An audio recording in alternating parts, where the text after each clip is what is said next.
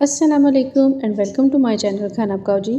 आज मैं आपके साथ शेयर करने वाली हूँ इमली और खुबानी की चटनी, जिसके बगैर कोई भी स्नैक्स टाइम कंप्लीट नहीं होता। तो हर तरह के पकोड़े, समोसे, किसी भी तरह के रोल, शक्करकंदी और दही भल्ले चाट, किसी के भी साथ आप इसे बना के एंजॉय कर सकते हैं। बहुत ही आसान और मज़ेदार सी रेसिपी है। सर्दियों के पूरे सीज़न में हर घर में ही स्नैक्स की बहुत सी आइटम्स वगैरह बनती है, मछली भी फ्राई होती है, तो आप सबके साथ इस चटनी को बड़े आराम से एंजॉय कर सकते हैं। तो स्टार्ट करते हैं अपनी रेसिपी को। 1 कप मेरे पास खुबानी है, जिसे मैंने अच्छे से वॉश करके तो इसे सोक करके रख दिया था। उधर ही आधा कप मेरे पास इमली है।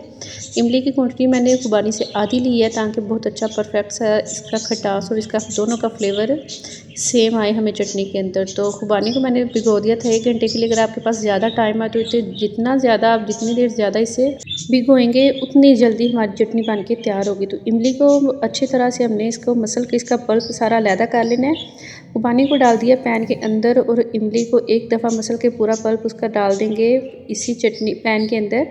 और इमली को एक दफ़ा फिर से मैंने सादा पानी डाल के अच्छी तरह से इसका जो भी ऊपर गुदा लगा हुआ है, जो भी इसका फ्लेवर है, पूरा निकाल लेंगे, ताकि गुठलियाँ अलहदा हो जाए। जब तक आपको यकीन नहीं आ रहा तो आप इसे अच्छी तरह से इसी तरह से हाथों के साथ मसलते हुए सादा पानी डालें और पूरा डाल दें पैन के अंदर। तो तकरीबन 1 कप खुबानी थी और आधा कप इमली है। इसके अंदर 2 गिलास पानी के डाल के अच्छी तरह से इसे थोड़ा सा टाइम दे, इसे पानी डाल के छोड़ दे। जैसे ही थोड़ी सी नरम हो जाएगी तो हम इसे रखेंगे चूल्हे के ऊपर और इसे पका लेंगे। हमने इसे बहुत ज़्यादा नहीं पकाना। तो जब तक ये अच्छी तरह से नरम ना हो जाए, जैसे ही हम इसे ग्राइंड करेंगे तो आराम से इसका पेस्ट बन जाए, इतनी देर हमने इसे अच्छी तरह से पका लेना है, ताकि खुबानी भी अपने साइज़ में थोड़ी सी बड़ी हो जाए और बहुत अच्छी सी ये नरम हो जाए। तो जब तक हम इसे पकाएंगे कि 1 गिलास पानी इसका ड्राई हो जाए। थोड़ा सा पानी इसमें बच गया था और बहुत अच्छी तरह से इमली और खुबानी दोनों चीज़ें ये नरम हो गई हैं। तो मैंने इसमें इधर डाल दिया नॉर्मल पानी, नॉर्मल जो रूम टेम्परेचर का होता है, ठंडा पानी मैंने इसके अंदर डाल दिया, ताकि फ़ौरी तौर पे इसका टेम्परेचर कम हो जाए और हम इसे ब्लेंड करके इसका पेस्ट तैयार कर सकें। अगर आप पहले ही पानी ज़्यादा डाल लेंगे तो हमें इधर इसे छोड़ना पड़ेगा थोड़ी देर के लिए, ताकि ये ठंडा हो जाए। तो फ़ौरी तौर पे मैंने डाल दिया था इसे ब्लेंडर के जग में और इसे पेस्ट तैयार करके इसे अच्छा सा ब्लेंड कर लेंगे और इसे अच्छी तरह से स्टेन करके वापस डाल देंगे उसी पैन के अंदर। आप चाहे तो ब्रीक स्टेनर के साथ भी कर सकते हैं, मुझे ये ईजी लगा था तो मैंने इसी तरह से इस टोकरी के अंदर इसे स्टेन कर लिया है। पूरा जो हमने इसका पल्प तैयार किया था, पूरा गूदा निकाल लिया है। दोनों चीज़ों का, इमली का और खुबानी का, डाल देंगे वापस पैन के अंदर और अब इसकी फिर से कुकिंग शुरू करेंगे। इधर मैंने इसमें डाल दिया 1 कप भर के चीनी का। चीनी की जगह पे अगर आप इसमें गुड़ डालेंगे तो और भी ज़्यादा अच्छा और मज़े का इसका फ्लेवर निकल के आएगा। हाफ़ टी स्पून मैंने इसमें डाल दिया नमक का। सफ़ेद नमक मैंने इसमें ऐड किया। 1 टीस्पून मैंने कुटी हुई सुरख मिर्च ऐड कर दी। इसकी जगह पे आप पिसी हुई पाउडर सुरख मिर्च जो होती है वो भी ऐड कर सकते हैं।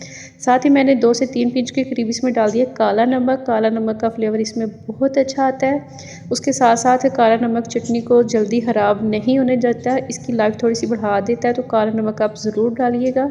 अगर आपके पास काला नमक ना हो तो आप सफ़ेद नमक को ही थोड़ा सा ज़्यादा अपने टेस्ट के हिसाब से बढ़ा लीजिएगा। तो चीनी, नमक और मिर्च डाल दिए, अच्छी तरह से इसे पकने देंगे मीडियम सी आंच पे। लास्ट में मैंने इसमें आधा टीस्पून के करीब काली मिर्च का भी डाल दिया था।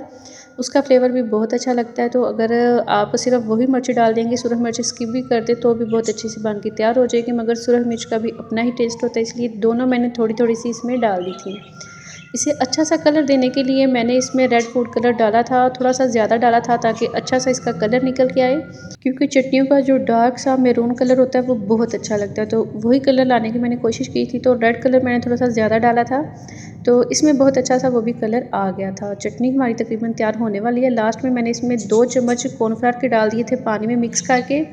तो अच्छी तरह से स्टेन करके मैंने इसमें डाले थे, ताकि कोई भी लम्स वगैरह बिल्कुल ना बने। अच्छी तरह से मुसलसल इसे चलाते जाएंगे और हल्की आंच पे कॉर्नफ्लावर डालने के बाद भी हमने इसे 5 मिनट ज़रूर पकाना है, ताकि कॉर्नफ्लावर का कच्चापन भी ख़त्म हो जाए। तो इतनी सी चीज़ों के साथ ही बाज़ारों में 2 से 3 लीटर चटनी तैयार की जाती है। उसमें खूब सारा कॉर्नफ्लावर डाला जाता है पानी डालने के बाद, और थोड़ी सी चीज़ों से वो बहुत ज़्यादा चटनी बना के तैयार कर लेते हैं। आप भी अगर चाहें तो इससे डबल क्वांटिटी में बहुत अच्छी, वो भी टेस्टफुल होगी, बहुत अच्छी मज़े की चटनी बना सकते हैं।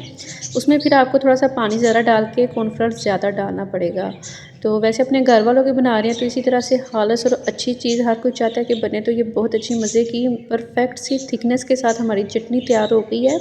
اور اوپر سے تھوڑے سے اس کے اوپر ڈال دیں گے سفید تل، جو ان کا ٹیسٹ بہت ہی اچھا لگتا ہے۔ تو آپ اسے ضرور ٹرائی کیجیے گا۔ لاسٹ پہ آپ سے ریکویسٹ ہے کہ چینل پہ نئے تو سبسکرائب ضرور کر دیجیے گا۔ ویڈیو ذرا بھی اچھی لگی تو اپنے لائک شیئر بھی ضرور کرنا ہے۔ پھر ملتے ہیں نئی ریسیپی کے ساتھ۔ اللہ حافظ۔